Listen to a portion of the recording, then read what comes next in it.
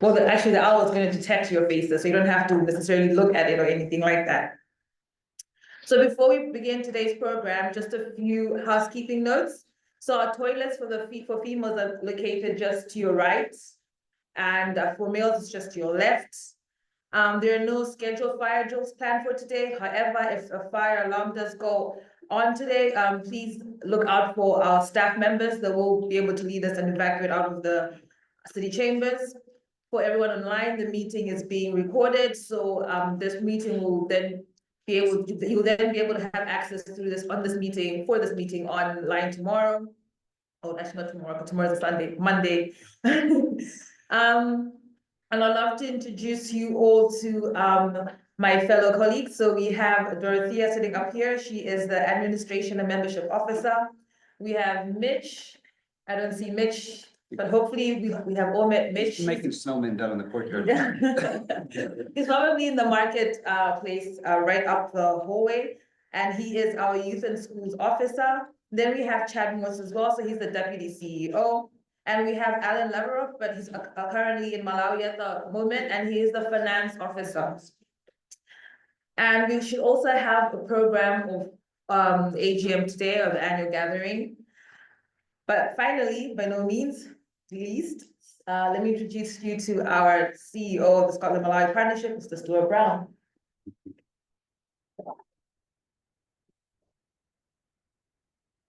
Thank you, Tash. Good morning, everybody here and online in Scotland and the UK, and good afternoon to everybody in Malawi.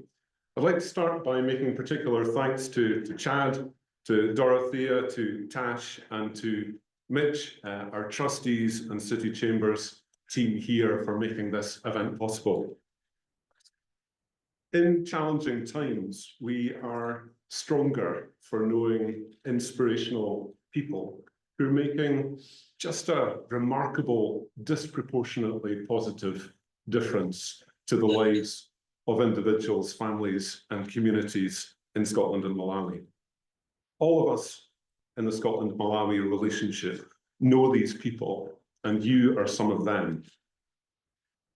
We have an advantage in challenging times when we know who is doing what and where in the Malawi-Scotland relationship, because we experience what alchemy there can be when the right elements combine in a collaboration. Some of you are part of these magical combinations. In challenging times, we are better equipped to respond when we've taken strength and encouragement from one another for our own resilience and the ability to make the case where there is an ever greater need to be able to make the case for what we know to be right and important.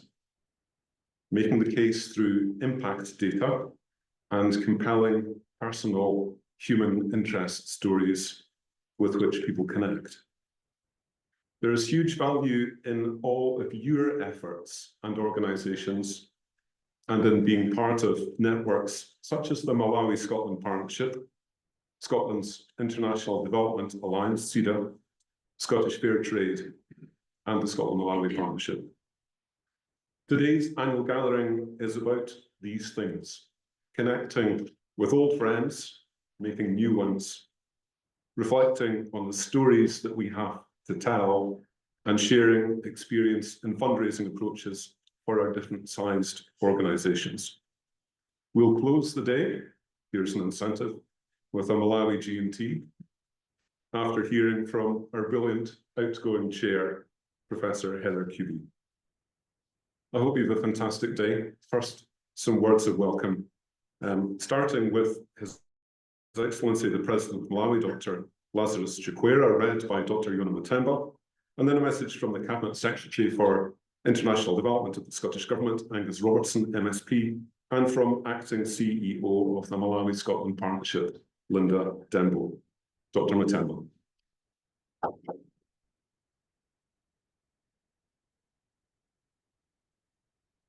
Dear Scotland-Malawi partners, As you convene for this year's annual general meeting, I'm moved by the profound relationships that unite Scotland and Malawi, the partnership woven through history and nurtured by our shared commitment to fostering positive change. This bond is not merely one of collaboration, but of friendship founded on trust, solidarity, and desire to make a meaningful difference in the lives of our people. Through collaborative efforts across vital sectors, such as health, education, and tourism, we have achieved milestones, each a testament to the power of working hand in hand. The Scotland-Malawi partnership is at the heart of this collaboration, serving as a bridge that connects our nations as a beacon of hope and as a catalyst for progress. I'm aware that this year's meeting is a unique one, as it marks a final AGM for the remarkable Professor Ezakubi, who has served with distinction on the Malawi-Scotland Partnership Board of Trustees for 9 years, 5 of which she devoted to chairing the board. Her tireless dedication to the partnership and our commitment to strengthening the partnership's success through meaningful initiatives like the Scottish government-funded Mascot Project, which has screened over 1,400 women for cervical cancer in Malawi, is a legacy that will be remembered with deep gratitude.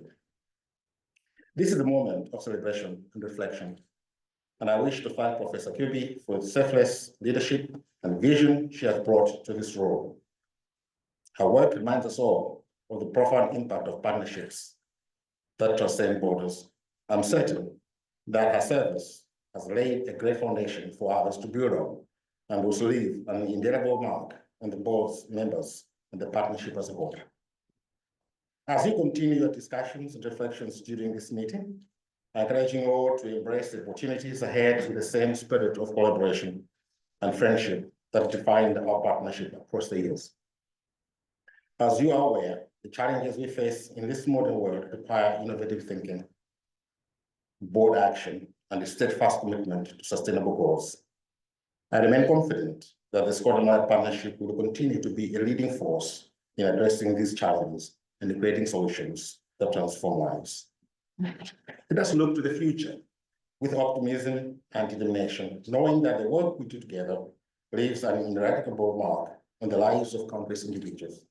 I wish you a productive AGM and continued success in strengthening the unique bond that exists between Scotland and Malawi.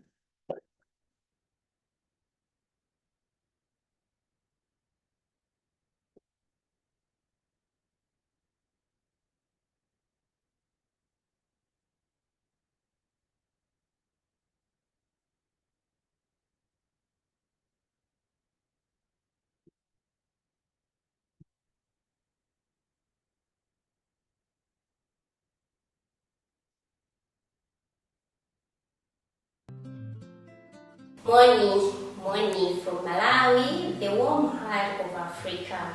On your AGM, we wish we were there, but unfortunately we're in Malawi, but it's all good. So as you gather for your annual general meeting, I extend my warmest best wishes on behalf of the Malawi-Scotland Partnership. Your dedication and tireless efforts in fostering a strong and impactful partnership between our nations have truly been commendable.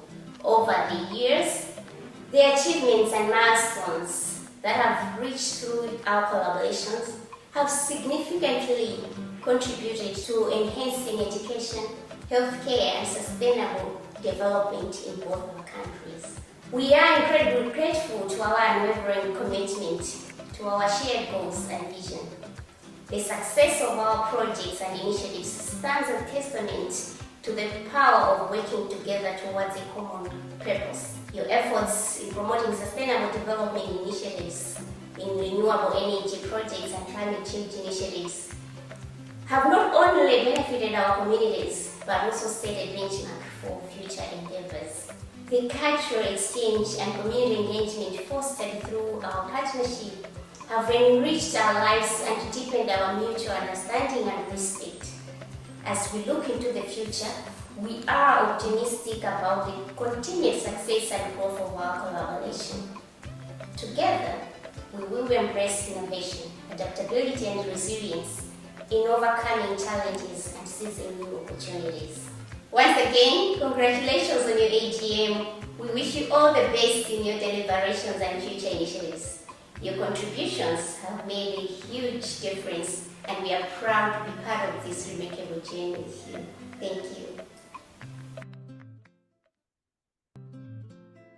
Morning.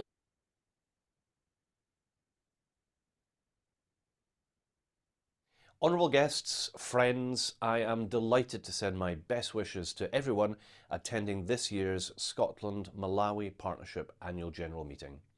Would of course prefer to be with you in person, but I'm grateful for the opportunity to share some brief remarks with you today. Thank you to the Scotland-Malawi Partnership team for your tireless work and your dedication. The Scottish Government greatly values all that you do. I'd also like to offer special thanks in recognition of the outstanding contribution of outgoing Board Chair Heather Kuby. You've overseen the growth of the Scotland-Malawi Partnership and of Scotland's relationship with Malawi. Your leadership and passion has helped deepen thousands of civic connections. You'll be greatly missed by the Scottish Government's International Development Team and by all those involved in the partnership. Thank you, Heather. In recent months, I've had the privilege of leading Scotland's International Development Programme. I've had the opportunity to listen and learn from many of you. I've been delighted to hear about the breadth and the depth of your work and of the many connections between our two countries. Clearly, these historic links are stronger today than they have ever been. They're built on mutual respect, understanding and cooperation. They're built on connections that run through every aspect of our two societies. They can be found in our churches and schools, in our industries and our institutions, between our governments and throughout our communities. I've been inspired by the passion and dedication of everyone involved in supporting these connections. I want to express my heartfelt thanks to many of you who maintain and nurture them. It's important to take this opportunity to reaffirm the Scottish Government's commitment to global citizenship. We greatly value the strength of our partnership with Malawi. As you know, it's a relationship based on shared history and values, but it's also modern and forward-looking. This year, we've continued to launch programming directly aligned to Malawi's development goals. For example, we've committed multi-year funding for inclusive education scholarships. We'll continue our long-standing partnership with Kamuzu University of Health Sciences to drive new approaches to healthcare delivery and research. We launched the Women and Girls Fund, which will work to deliver grants directly to women and girl-led organisations on the ground. We've continued our support for the Global Renewables Centre through our partnership with the Renewable Energy Industry Association of Malawi. The centre promotes Malawian leadership of renewable energy projects to deliver global South-led solutions to truly global challenges. And there is no challenge greater than the threat posed by climate change. With Malawi declaring a state of disaster this year, the effects of climate change are being felt by Malawians now. In response, we are funding the Climate Just Communities programme, which has continued to build climate resilience and inclusivity within Malawian communities. We additionally provided humanitarian emergency funding to help address the food crisis. Significantly, we've also committed to supporting global citizenship, in which the Scotland-Malawi Partnership and its sister organisation, the Malawi-Scotland Partnership, play an integral role. I hope that you all enjoy the annual general meeting today, and I look forward to picking up discussions with you in the coming months as we continue to stand in solidarity with Malawi and further deepen the transformative impact of our partnership. Zikomo.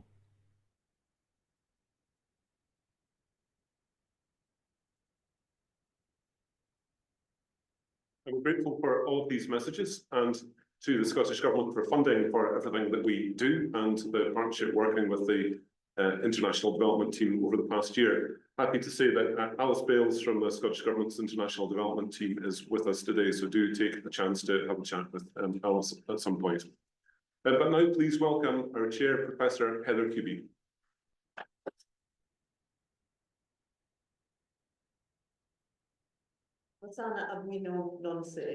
But actually, I did start by saying Zikomo Mambiri, both to Stuart for his kind words, but also the overwhelming feeling I have being part of a letter from your president in Malawi.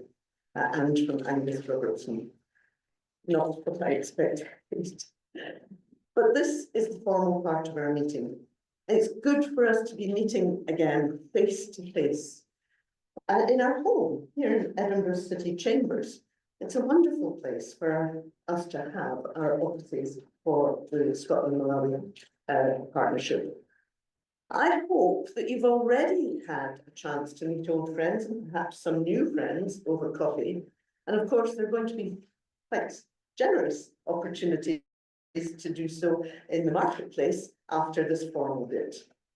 But the main requirement of any annual meeting of members is to go through the business of the organisation, which lets us run for next year. It only takes a short time out of the day, but it is essential. So let's start with the formal things that we have to do. Tash, can you go on to the next slide? Yeah. Because the first thing that we must do is to approve the minutes of last year's AGM. All members should have been able to access the web link to see a copy of the minutes of last year's AGM, which was held, as you may remember, those of you who were present, in the wonderful new Advanced Research Centre in Glasgow University.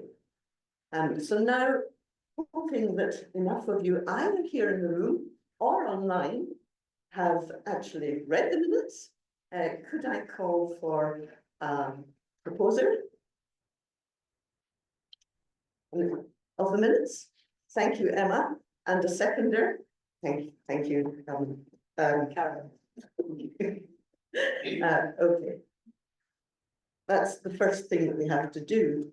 Actually, the next thing, and what I should have done first, of course, was to ask whether any member had notified their apologies of being able to come. Dorothea, do you? Quite a few, but some may now be online. So do you want me to read them or? Yes, read, let's make a note of them. Yeah, so yes. Kathy Ratcliffe, Ken Jeffrey, Linda Bryson, Lord Provost of Edinburgh, John Briggs, Isabel and Alexander Reid, Geoff Sim, Blessings Kachale, John Elliott, Benjamin Carey, somebody from the Tier Fund, Mark Wong, Joanna Keating, Lindsay MacDonald and Sam Riddell. That's wonderful, actually. It was one of the things we missed last year. Yes. Can I add last one? John Landa made it as far as Livingston and turned back. He has to present his apologies. Well, that was very good of John. Thank you. Yes, it's well noted. And these will all be recorded in this year's minutes.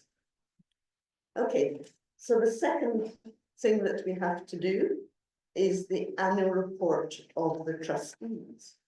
Now, the annual report of the trustees is a narrative account of the year's activity. It's a statutory requirement for any charity, and it goes hand in hand with our detailed annual accounts. Now, again, these should have been accessible to you on the website. Much of the text in that annual report can be used for. Sorry. Do the rest of it. Fine. The annual report slide, you have it. It's just a bit further up. Okay. We'll come back. Thank you. There you go. Okay.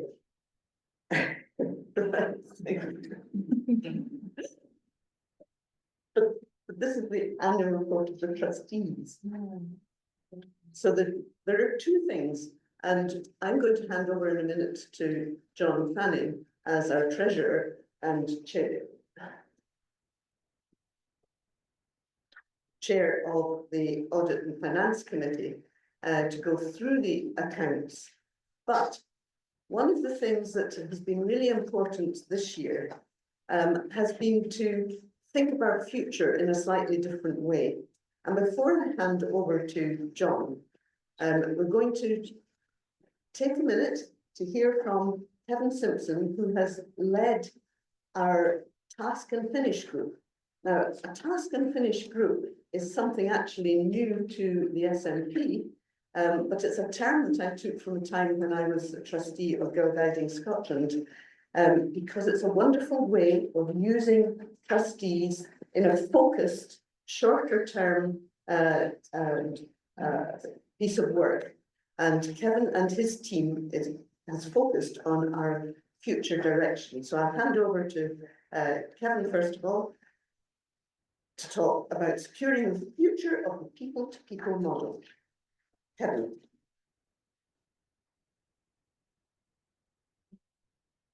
Thanks, Heather. Good morning, everyone. I'm going to make some comments and then I'll take questions after that. But in preparing for this, I was reminded of a story about Professor Albert Einstein. Einstein was on a train coming out of Princeton and he'd sat down in the carriage and the conductor came down the carriage punching everybody's ticket. And when he got to the place where the great professor was sitting, Einstein went into his jacket and couldn't find his ticket. And he frantically searched all his pockets and he tried his trouser pocket and he opened his briefcase and he couldn't find a ticket anywhere. And the conductor said, "Dr. Einstein, it's fine. I know who you are. Please don't worry about it. I know you are." He's still frantically searching his pockets. But he nodded appreciatively and the conductor carried on down the carriage, punching everybody else's ticket. And then just as he was about to go into the next carriage, the conductor would back up the carriage, and there was this undignified sight of the great professor down on his hands and knees, searching under the seats, trying to find this ticket. So the conductor rushed back up and he said, Dr. Einstein, please don't worry. I know who you are. I know you will have a ticket. Please don't worry about it. And the great professor said, "Ah, thank you, young man. I too know who I am. What I don't know is where I'm going."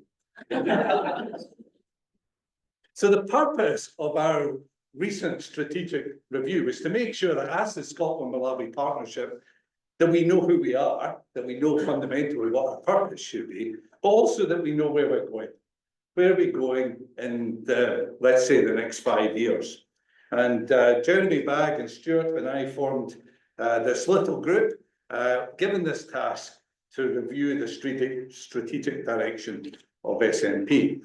And we decided that there's various ways you can go about that task. And one is to do a very widespread, send out surveys and all that kind of thing. And you would all get a long survey from us and go, good grief, what's this? And we'd get back, and it would be a fairly shallow exercise. But we decided instead the approach we would take is to have much more in-depth conversations with members of SNP, and many of you helped with that, and we appreciate that. And we took the time to do that, to really understand where we should be going. And we were asking 2 questions in particular. So thinking about the next 5 years, we were saying, what do you want to see more of in the SNP? And what do you want to see less of? So those were our sort of 2 guiding questions. We had all these in-depth conversations. We took pages and pages of notes, and then we've distilled all that down into 4 headings, which I'm going to give you just now. So the first was about showcasing the impact of SNP and all our members.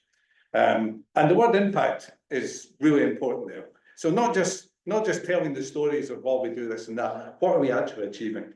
Impact is the key thing.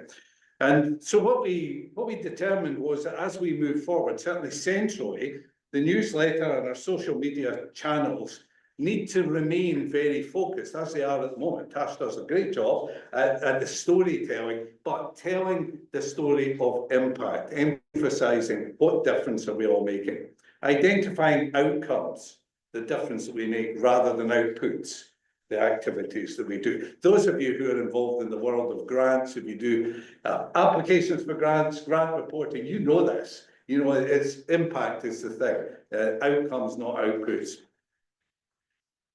We want to, in the process of that, we want to seek some funding, because I'll come to funding in a bit. Funding is always tight in the SNP, as it is for many of our member organisations. I run a small charity. I know exactly what that feels like. But we want to seek funding to commission some independent research to measure our impact. That lets us celebrate our success when we see those objective measures. It supports any future funding bids, and it provides some objective markers for our existing funders. And obviously, Scottish Government is a significant one in that, but in a sense, you're all funders because you pay some membership fees, and we want to be able to show you research that shows the impact that we're making. And then we have an idea, and I guess this is sort of the big idea for the next few years, because we know that all our members love telling the story of what you do. I know this because anytime we have networking, everybody just wants to, if I ask you, tell me about your organisation, I won't be able to stop you. I know that's the way it works. So when we give a showcasing opportunity, we've got tables through there. Everybody wants to tell their story. That's a good thing. We all want to tell our story. We don't really just want to tell it to each other. We want to expand our audiences. So what we're going to do, we're going to launch a photographic exhibition. Details are being thrashed out as we speak. If you want to know more about this, and if you want to feed into shaping that, then speak to Chad or Stuart, and they would love to hear from you. But the idea is to have a photographic exhibition that gives you the opportunity to have your photographs there, tell your story, and then we're going to take that all over the country. And we're going to make sure that as we take it around the country, we're connecting with MPs and MSPs, we're connecting with local councillors, we're connecting with schools in the areas, all of that. Wherever we go, it's an opportunity for you to tell your story to a bigger audience. So that's a very significant thing that I think is going to be happening over the next few years. Second thing, so the second key strand of work that we think is important over the next 5 years is supporting members and our Malawi partners through networking. Now, we do a lot of networking. The various, I'm going to say fora, I really struggle with this. I want to call them forums, but technically it's fora, you know what I mean. The various fora that we have are well attended, especially in the hybrid form that sort of emerged post-COVID, allows our Malawi partners to be part of these. Those fora are doing great work. What we want to do is to make sure they stay focused. So it's a bit like talking about keeping our focus on impact. With every forum, we want to make sure there's a focus on having an output from it to avoid any of them becoming merely a talking shop. So we are very proud of the fora that we've got. We think they're doing a good job, but we just want to make sure we keep that focus. We want to continue to evolve the schools and youth work. It's already been evolving. Again, this is post-COVID. I hesitate to say there are good things about COVID, but there are good things that have come out of COVID, and one of those has been that evolution of the schools and youth work in SNP, and we can do a lot more, but it's evolved much more into a global citizenship offering that Mitch leads for us. As I say, we can do more as funding is available, and we'll be working on that. I'm going to come to funding. So we want to see that work grow. One of the great things about the schools work has been the involvement of Malawian students in that, going into the schools with Mitch, and we really want to continue with that. We also want to establish what we're calling a Friends of SNP group. So we have our members, we have membership organisations, we have individual members, but we think there's other people out there who love Malawi but don't have a particular connection at the moment. They're just interested in all things Malawi, and we want to give them an opportunity to connect with us. So we're going to start a Friends of SNP group. As we go around the country with this photographic exhibition, that will be one of the major asks of people at the end of that. Would you like to become a friend? It's a sneaky route. I'm not going to pretend otherwise. Would you like to become a friend? Oh yes, I'll become a friend. Later on, we'll be saying, would you like to support us? We've got this project and this project. So you know where that's going. But it is also a genuine attempt to bring more people under our umbrella.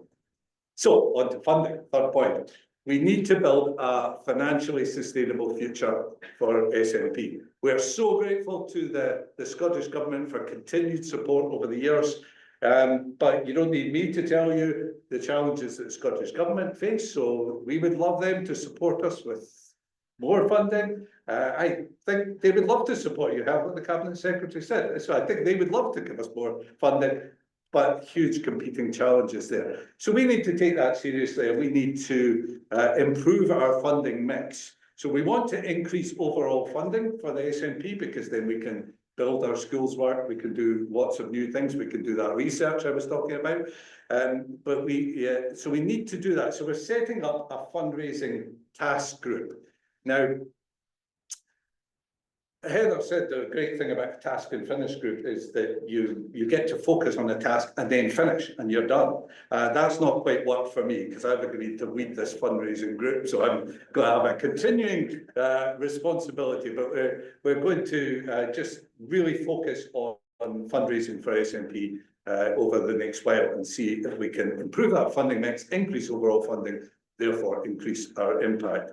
And as part of that, we need to build a case for support, a compelling case for why people would want to support SNP, and we'll be doing that and putting that out through all our different communication channels, through the photographic exhibition, through the Friends group, and so on. And finally, another question that came up, and we put it under a heading of maximising SNP's potential, because the question that came up was something like this, that SNP has a long history now, has an enviable reputation, has a strong network. So the question that came up was, well, what's all that for?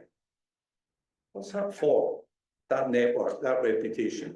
Is it just to do more of the same, or can we in fact use that network, that reputation to do something different and something more? So what is it for? Is there something else we could be doing that would deliver for Malawi in particular? So we are very open to considering new areas of work and new projects that would maximise the potential of that reputation and network that we have, particularly thinking of connections with business, with the commercial world. We're very strong with our higher education links, our schools links are doing well, our NGO links, then we have churches, we have community groups, we have all of that, but we're not really connecting with business, and yet business has the potential to really make a difference in Malawi. So we want to consider how we can use that reputation and that network to do bigger things. There are a couple of ideas that we're working on, but we're open to ideas and approaches, so you can bear that in mind. That can we be a catalyst to deliver bilateral benefit in those areas? So that's where we're heading over the next 5 years or so. I'm very happy to take any questions or any comments anybody has on any of that.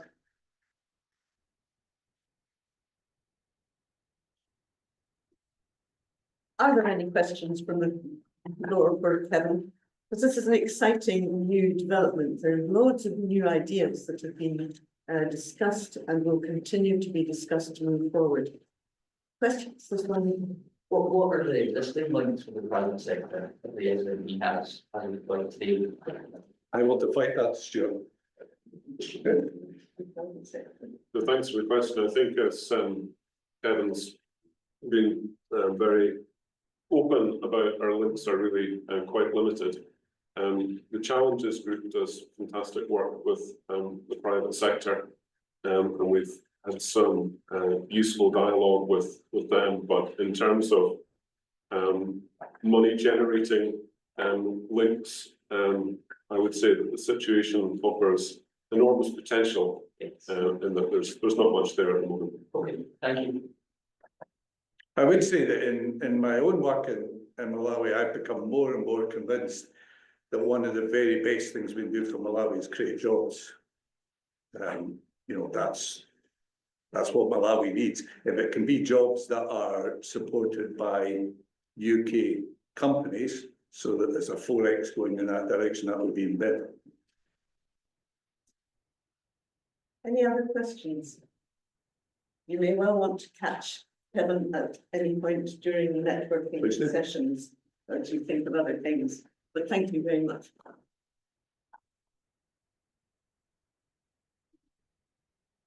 I sincerely hope that actually one of the outcomes of the ideas that are coming from the Task and Finish group will be greater involvement of members, as well as the board members who are focusing on specific aspects. But this is an opportunity for many of you. I made a little bit of a hash of talking about our annual report, and that's because there are two bits to annual reports. There is the statutory annual report that must go to the charity regulators and which is associated with our accounts. And that is sometimes called the ARA, the annual report and accounts. And that was what I was mentioning earlier, which we have to deliver and which we have to actually has been signed by the board or by me representing the board, but actually needs the approval of the membership as well. So again, I don't know whether any of you have managed to access that particular document. And if you have, then I wonder if we could have a proposer and a seconder, or really it's approval because, as I say, they've already been signed off. But we need to know that the membership is happy with them. I think John's handling that. All right, okay. So let's go on to what is then what many people think of an annual report. And that is what you've all been given a copy of. It's the glossy way of presenting all that's happened over the last year, and it doesn't include the accounts. But nevertheless, in our ARA, we've been presenting within that annual report of the trustees how much has been achieved with our very tiny income of around 250,000 only. Great credit must go to the staff team who've made such a sum stretch so far. But it's also credit to you, the membership, for participating in events and volunteering to help run them. But this is where you can actually find the highlights. And I really am delighted that we've been able to do this year. And I know Stuart in particular, but all of the team have worked really hard to get a copy of this because we didn't manage it last year.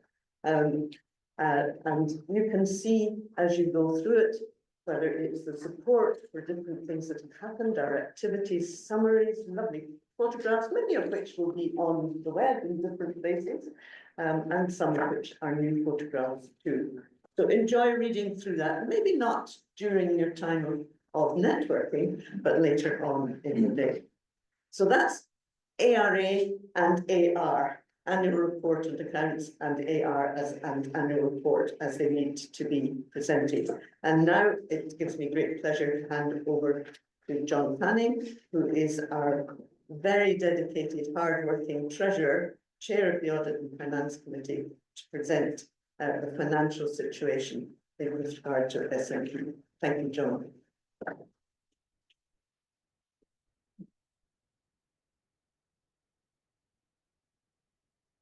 Okay, now I've lost my watch, so I can't tell whether it's morning or afternoon yet. Hopefully it's still the morning, and I'm going to be a little bit, going to need to keep track of time.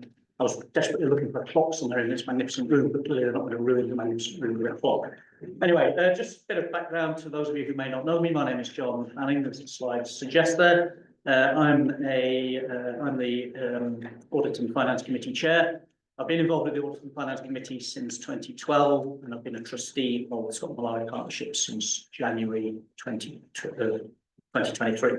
I'm a chartered accountant by background, and in my day job, I've got quite a lot of experience of, as a finance director in charities, some a bit bigger than SNP, some about the same size as SNP, so reasonably well qualified for this role. Now, before I get into the core of the conversation, I am going to use this opportunity just to make shameless plug for the position of finance officer. So Alan Laverock's name was mentioned a little bit earlier. Many of you will know from reading the bulletin that Alan is planning to retire from his role with SNP as of the end of March next year. We are in the middle of a process at the minute to try to find a successor to Alan. There is an advertisement on our website at the moment. Closing date is in just over a week's time. If any of you know anybody who might want to do this job and maybe not aware of it so far, please do draw it to their attention, because I think it's a really good role for anybody who is interested in Malawi and the work that we do. So the full details of that are online. If anybody wants to talk to me about it later, I've got the job description here. And do think of people in your network for whom you think this might be a role that they would be interested in. I'll also say thanks to Alan whilst we're on this call. I think Alan is on call from Mazuzu, 35 degrees, I believe it is there. So someone who can with his experience of today.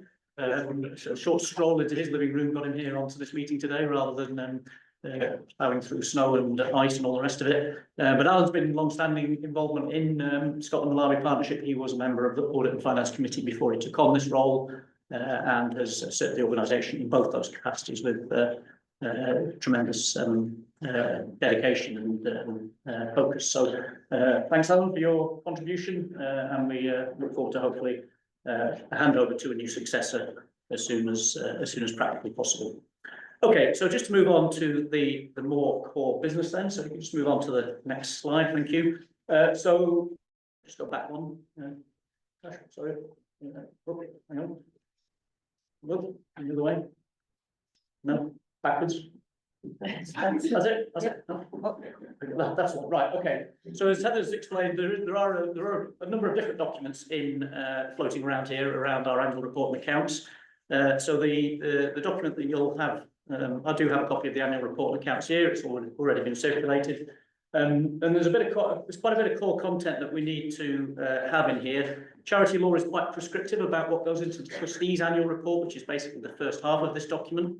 It does say there are quite a lot of bits and pieces that we do have to have in there, which is why that stuff is quite long and quite lengthy and quite detailed.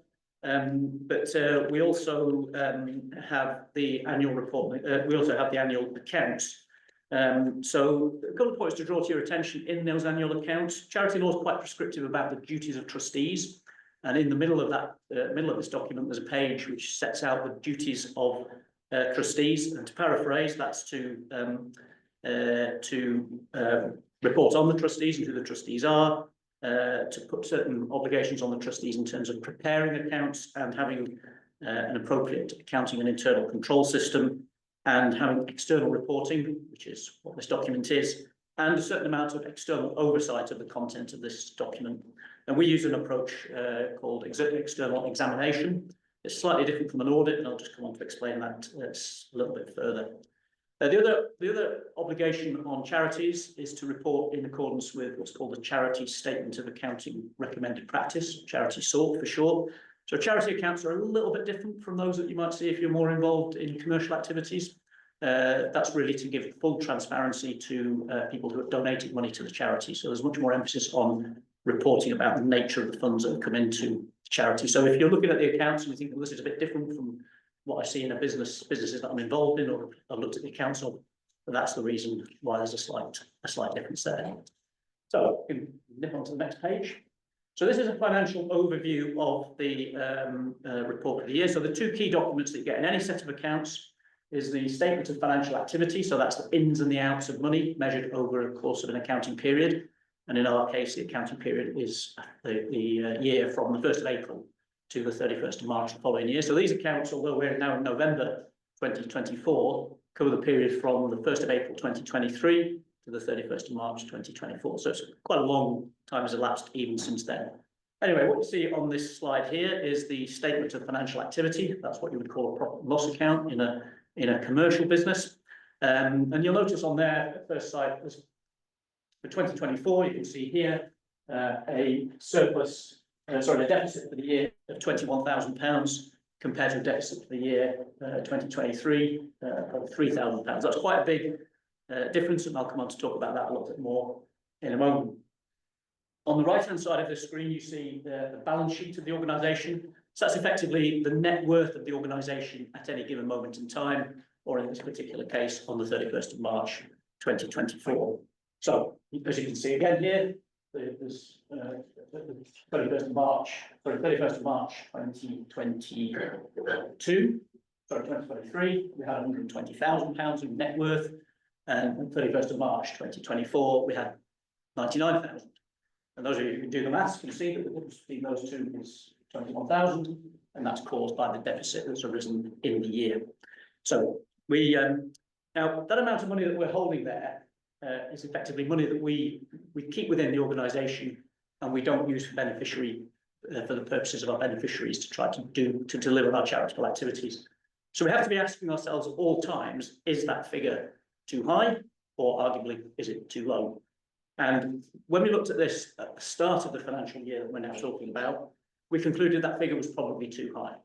So when we set our budget for the financial year ending the 31st of March 2024, we deliberately set a deficit budget. So that fall there you can see here on the balance sheet and the negative figure for the year, part of that was planned. So if you're looking at that and thinking, wow, that looks a big number, well, actually we planned for at least part of that number. So quite an important little bit of a distinction around that there. So move on to the next slide, please, Tash. So this one here talks about the planned deficit for the year. So the planned deficit that we had for the year was around about £10,000. And as you'll recall from the previous slide, it was actually a little bit higher than that at £21,000. So the reason for that were 2 or 3 unforeseen expenses that we had to book through our accounts in 2023-24. Now, obviously, we weren't delighted about that, but they were things that we were aware of, but we've had to report those through in the accounts this year. Now, anybody who wants to go into further detail about that, I'm more than happy to take any questions at the end of this, or indeed speak separately to you. The board will probably set a further deficit budget this year. Part of the reason for that will be to fund some of the stuff that we do through task and finish. So there might be some costs associated with task and finish activities that Kevin's just described that might require a little bit of further investment on our part.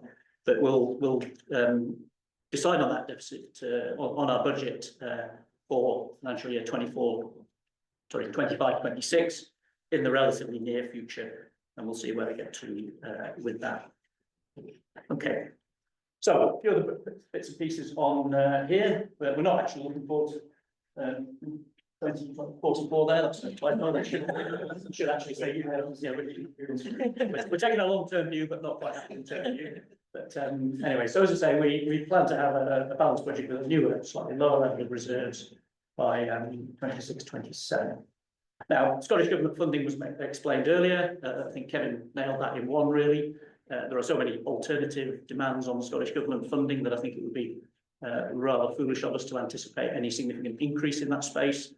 It may even be that we may be asked to take slightly lower forms. We hope that we make a strong case to the Scottish Government for the benefits, the outputs and the outcomes that we get for the funding that we receive. And that funding is obviously, we're highly grateful for that funding, but we're keeping a close eye on that. And that's one of the reasons, again, for the point Kevin made, which is alternative sources of income, if at all possible.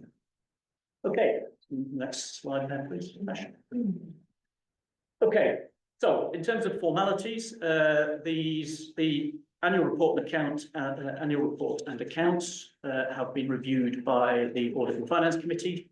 Primarily, that's the second half of the document with all the numbers in it.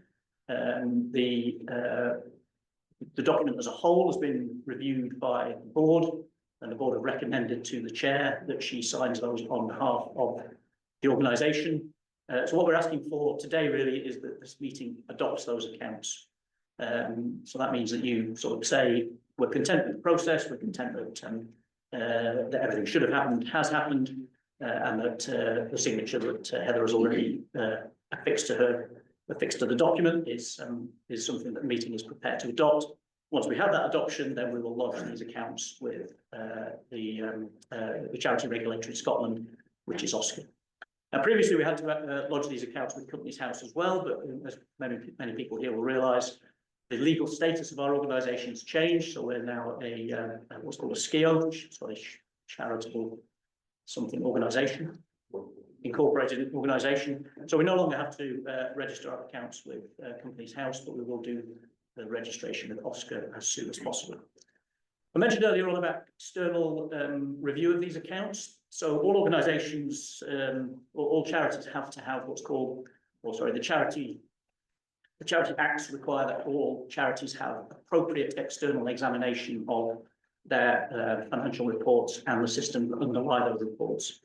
Now, quite a lot of charities are quite small, so what's a full audit, which is a very thorough examination of an organisation's accounts and the systems behind it, is not required for an organisation of our size. So if you're a charity with a turnover of less than £500,000, you don't have to have that rather higher standard of an audit.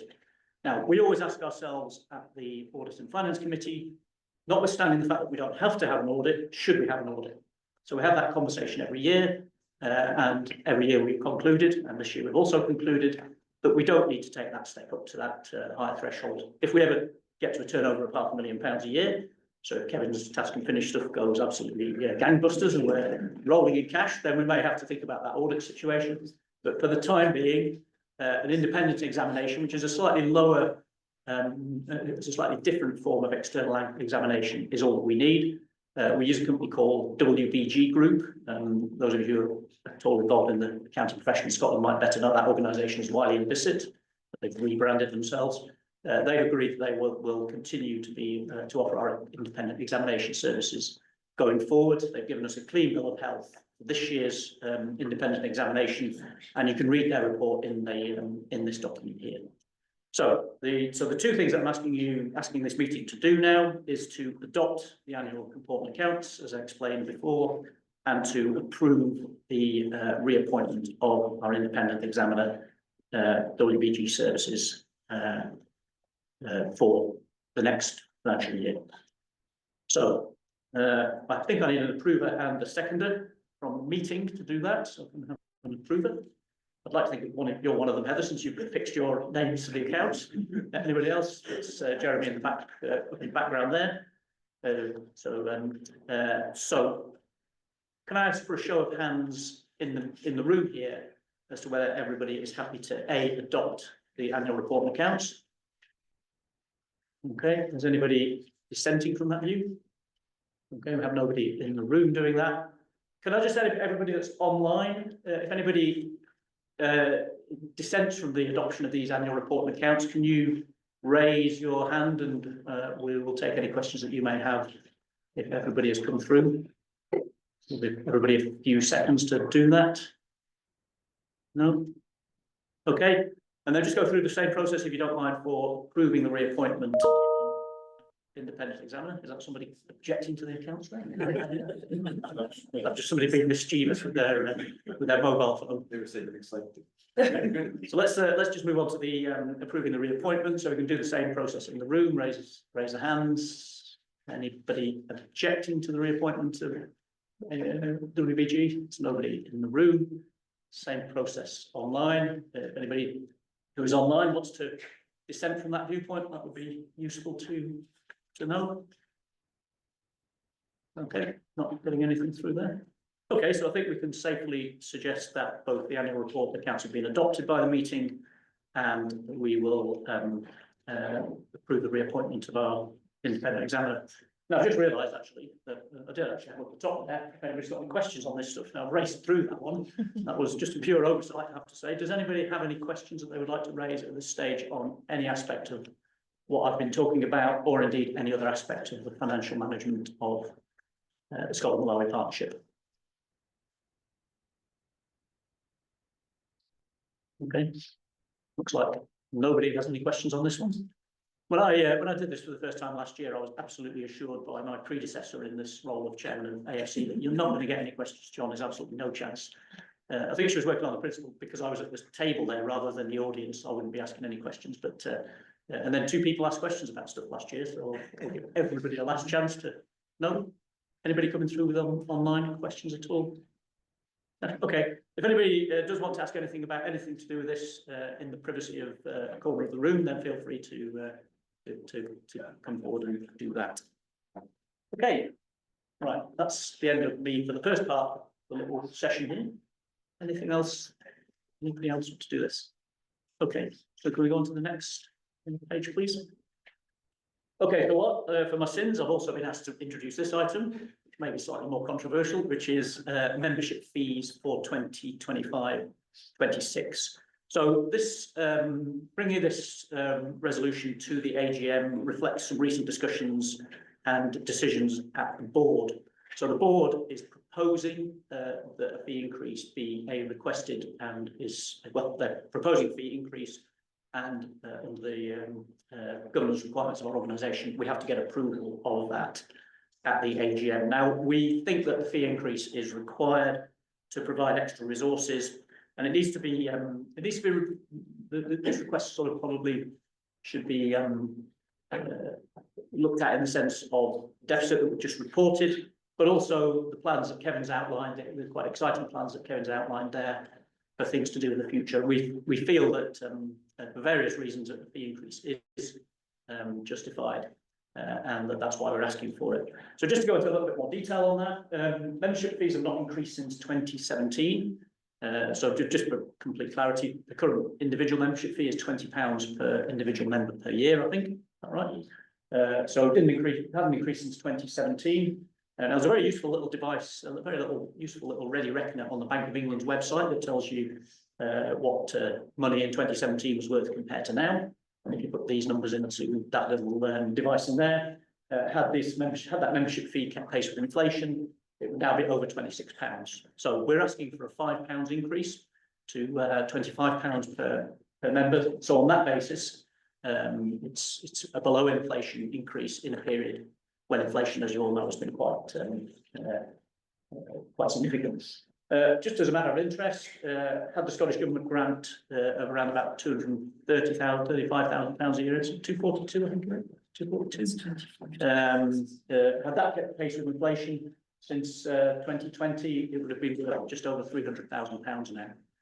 Now, for all the reasons that Kevin cited, and for a whole bunch of other reasons that you read about in the press, it's not entirely unsurprising that the Scottish Government have not been able to increase the grant that they make to us. So please, anybody from the Scottish Government, or this should not be read in terms of a complaint. It's just been put forward as a little bit of a factual context for the fee increase request. So the SNP funding model is obviously a little bit stretched at the minute, and we think that this request is not entirely outrageous, or there's no context for it. Next slide, please. So just to reiterate, this increase only applies to individual members. Quite a lot of our fee increase. Oops, sorry, look at that one. Sorry, yeah. No. Yes, sorry. Next one. That's it. So yes, just to be clear, this fee increase request only applies to individual members. Fees for organisations, we're going to review those separately. Kevin Kevin mentioned a little bit about sort of making the case to the other organisations that are members as to the benefits that they get from our activity. So we're going to take another look at that. May well bring that forward to next year's AGM. The work of the Tax and Finish Group will also try to increase absolute numbers of members. Kevin mentioned the Friends of process as well. So some of those people may decide they want to become members. Some of those may decide that being a friend is enough. We'll have a closer look at that. Probably also just to reiterate that under 18-year-olds and anybody who's a student in full-time education, we do not request any kind of fee from those individuals. And that's quite a large chunk of our membership, actually. Several hundred children and young people are exempt from the membership fee under that concession.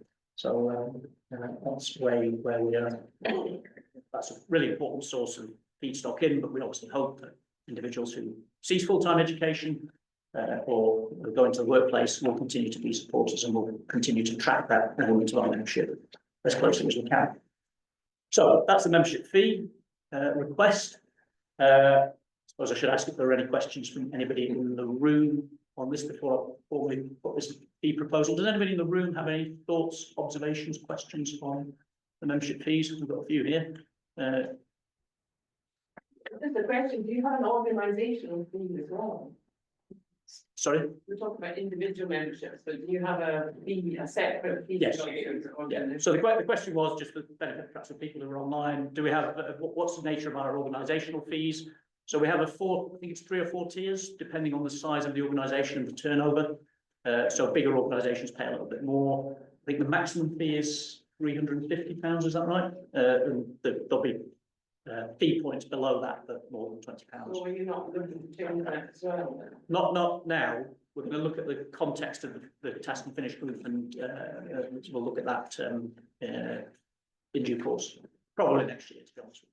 I think we want to work on we found that there's been a certain amount of loss of membership from those organisations. I mean, some of them, it's because they're under financial pressure themselves. But we support a lot more organisations than organisational members of the SNP. So, you know, I think there's a linkage there between organisations that look for our services and organisations that pay a membership fee. I think we want to explore that in particular in a bit more detail. So, gentleman at the back there. Yeah, I'm not down to so the question might be legitimate, so I'm not addressing that. But I'm just wondering whether or not at any point you consider having £25 as a minimum and then treat the rest as something that could attract tax indeed. But I've seen another organisation do that. They said, if you want to ignore, that's fine. You consider that as a donation. And then, yeah, well, yeah, interestingly enough, so I've been a member of SNP for a fair amount of time, and in the bad old days when the membership system was all paper-based and they sent you a letter each year that actually had a form, and it said core fee is X, and then below it invited you to write in another sum. So if we can find a way to do that online, because obviously administering membership fee is quite an onerous task, but we should try and find that. But you can do that, yeah. But also there is a button on our website for donations anyway. So if people want to make donations, and I think, maybe part of task and finish will be how do we just sort of energise that donation system as well. It could be in communication rather than the app. Yeah, I think we probably could do that actually, yeah. So when we make our next membership fee request, maybe we'll just reiterate that point. But it's a useful suggestion, and you're right to say that donations could attract gift aid. So there's certainly a sell that we can make to members of that as a way of approaching things. Any other questions from the room on any aspect of the membership fee? Is there anything come through online, Dorothy or Tash? No questions on membership fee. So anyway, so the fee proposal here is that the meeting approves an increase in the individual membership fee of £5, which will, as I've said already, take the fee from £20 to £25 per person for membership starting from membership falls for renewal on the 1st of April next year, which is pretty much everybody. Just to reiterate, the board support this proposal, so this proposal is being recommended to you by your board. Please remember that if we get to a vote on this, it should only really be members who are voting on this resolution. So at least one gentleman at the back there can't vote. He's already fessed up to not being a member. If anybody else is not a member, then please don't vote on this particular proposal. So can I ask a show of hands for approval for this? Is anybody dissenting? Excellent. Well, I really appreciate it. Thanks very much to the meeting for that. Just for the people who are online, no shows of dissent there. Anybody online wanting to express dissension from this one here? No? Okay. Right. So I think you'll be relieved to hear that's it from me. If I can just remind you though of a plug at the start, anybody who is interested in the post of finance officer, take over from Alan, more than happy to have a chat with you. If you want to recommend anybody else, then please feel free to do that as well. If anybody wants to talk to me privately or separately at any stage about any aspect of what I've spoken about here or anything else, please feel free to call me at one of the coffee breaks or elsewhere. Thank you very much indeed.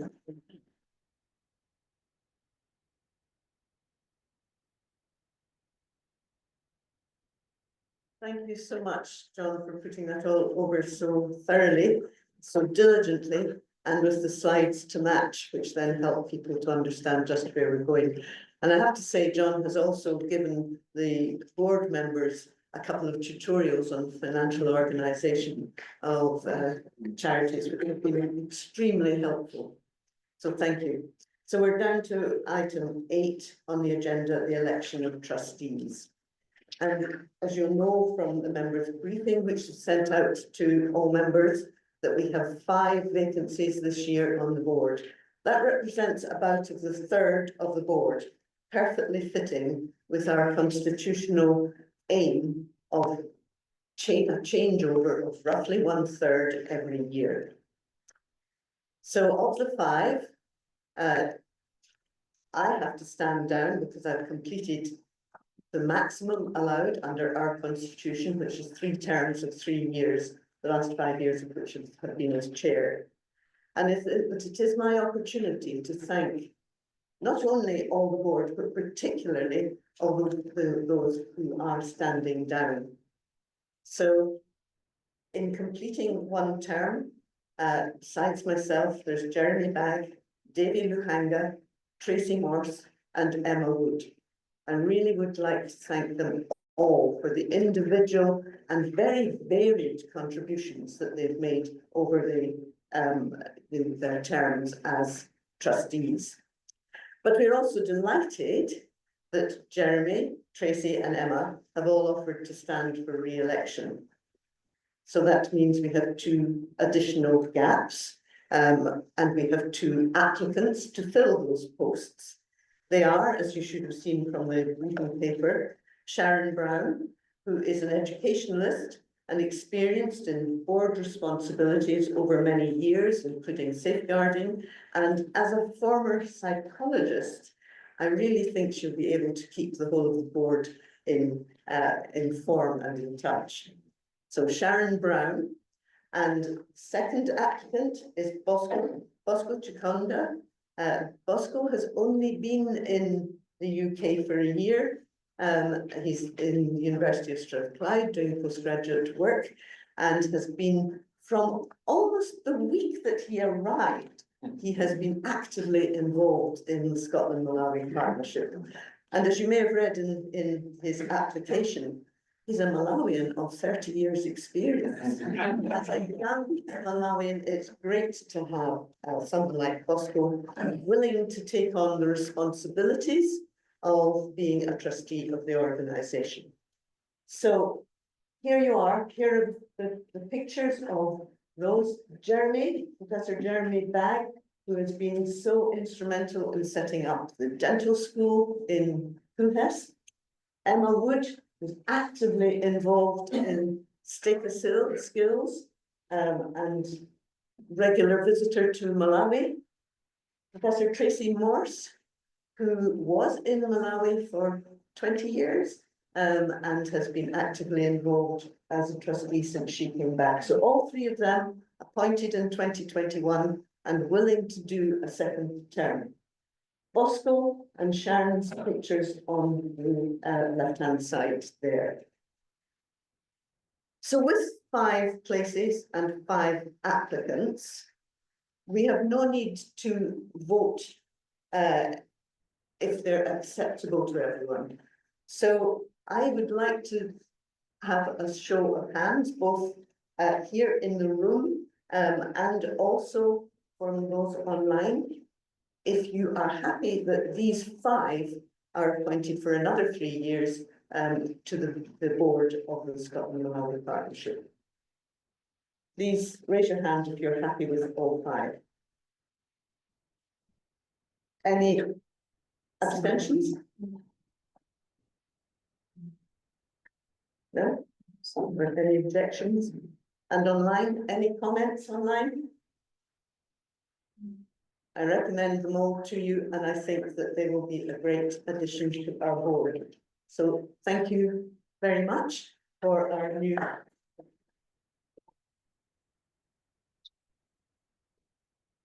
So we're nearly there, folks. Just coming down to the very last item.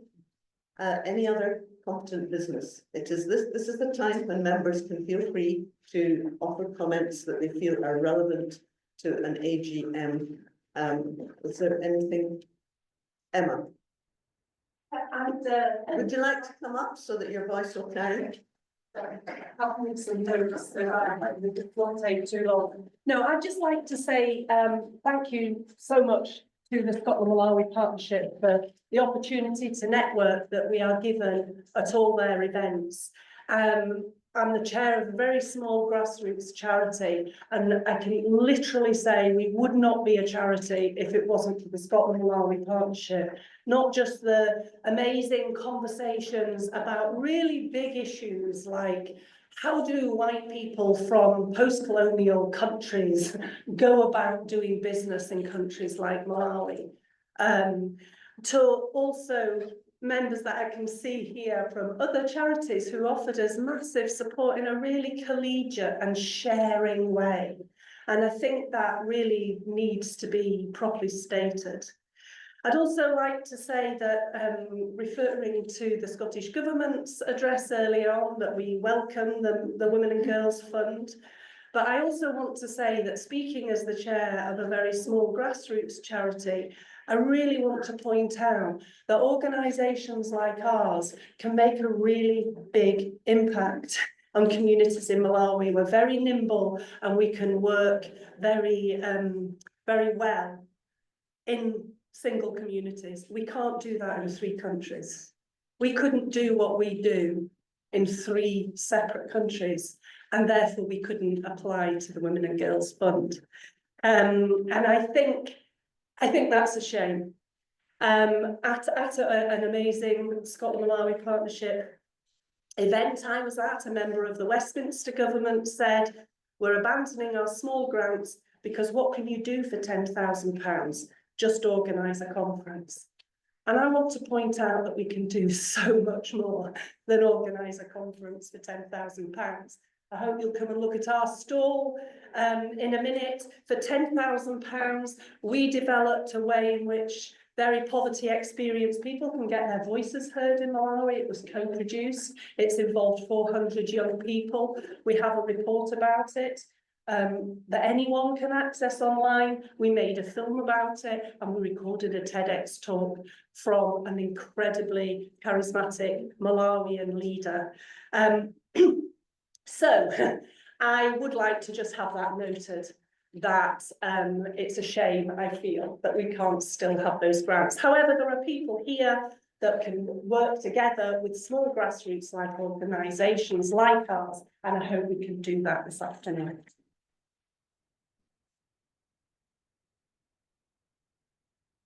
Thank you, Emma. I think we can all agree that we can make a small amount of money go a very long way, which is exactly what I was saying about even the Scotland-Malawi partnership itself. Thank you all for listening, for taking part in this formal part of the day. And now I think you'll be wanting some lunch and networking and access to the marketplace, but I'm going to let Chad give you the details.